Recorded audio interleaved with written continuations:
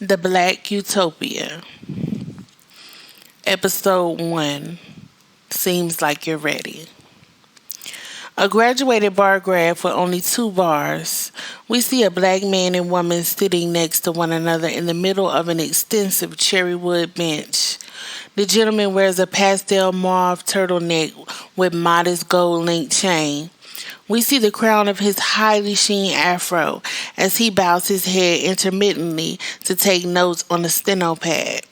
The woman is slightly shorter in height with a smaller afro and deeper hued plum sweater. We zoom out and are able to see that the pair are seated in a virtually empty courtroom gallery.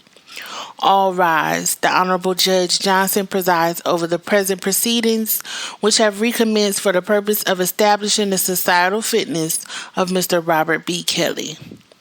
A petite but round black woman in her mid-30s approaches and takes a seat in an illustrious judge's chair. Judge Johnson, a light sienna-complected lady with sporadic freckles and dotting her face, takes a sip from a red solo cup before reaching for, then looking over a set of documents. You may be seated. Judge Johnson looking over her glasses. Okay, we have here today a hearing to determine the societal fitness for Mr. Robert Kelly. The judge has a gaudy long manicure with rhinestones and elaborate patterns. There are multiple rings on each of her fingers as she drags her pointer over some verbiage. She stops abruptly, then lifts her head to address the defendant. Says here you like to touch on little girls. When you say little girls, what do you mean? There's a beat of silence. Judge Johnson replies, over-enunciating intentionally. Little girls, babies, children, underage individuals of the female gender who are not of the mental capacity to be messing with a grown-ass R&B singer. Little girls.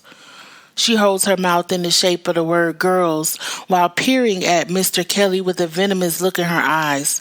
We see a CGI gleam twinkle from one of her several gold teeth.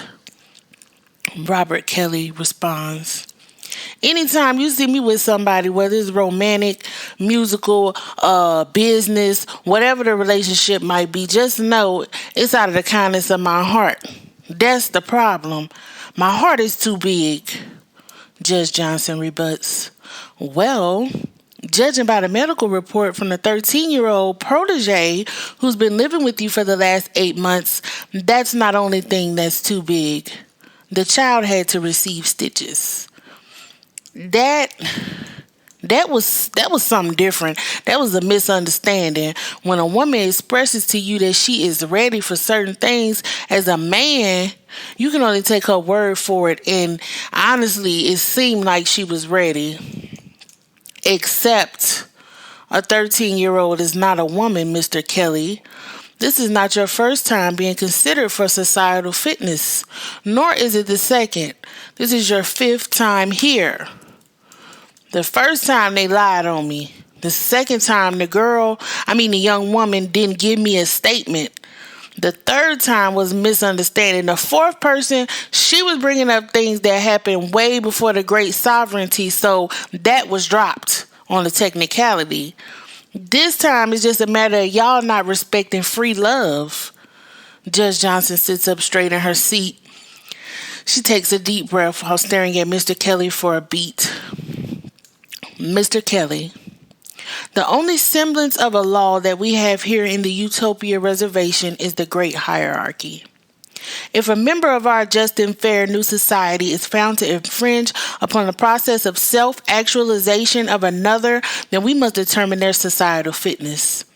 You have violated minor 428's physiological needs, safety needs, love and belonging needs, as well as hindered her ability to establish self-esteem. As you know, here in the Utopia, we have no jails. Either a citizen is fit for society or unfit. And I, Judge Shalimar Johnson, find you unfit. Robert Kelly remains unmoved and unbothered. Since you feel I'm unfit, I guess I just have to go. The stunning and well-dressed dark-skinned duo, the only participants seated in the courtroom gallery, rise and begin to approach the witness stand. The clop of their hard-bottomed shoes echo through the room. I guess you will. When a citizen is deemed unfit, they're either given help or they're eliminated. Robert Kelly responds using air quotes. I'll pack my shit and go since I'm not good enough for y'all in the Black Utopia. Judge Johnson becomes angered. I'm afraid it doesn't quite work like that. To put it plainly, you either qualify for help or you qualify for death.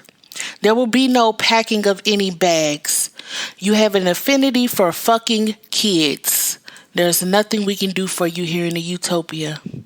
Goodbye, Robert. Mr. Kelly's eyes widen as the woman-man tandem draws shiny metallic pistols and hit him with a barrage of bullets. The hail of gunfire is deafening as the condemned slumps over the witness stand.